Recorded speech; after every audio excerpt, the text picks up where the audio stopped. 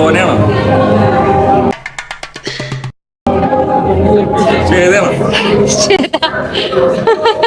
ഒരു കൈവതം നാറ്റുകരുത്.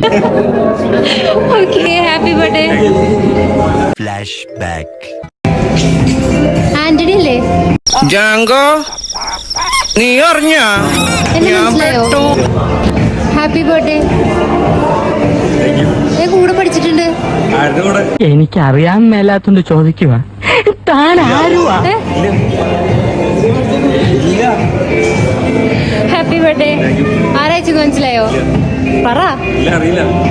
ഈ ഒരു സർപ്രൈസ് നമ്മളെ കൊടുക്കാനെ ഏൽപ്പിച്ചത് ശ്വേതയായിരുന്നു. അങ്ങ് ജർമ്മനിയിൽ നിന്നായിരുന്നു ഈ ഒരു ഓർഡർ വന്നിട്ടുണ്ടായിരുന്നത്. നമ്മൾ കുറേ നാളായിട്ട് പ്ലാൻ ചെയ്ത ഒരു ഓർഡർ ആയിരുന്നു കേട്ടോ.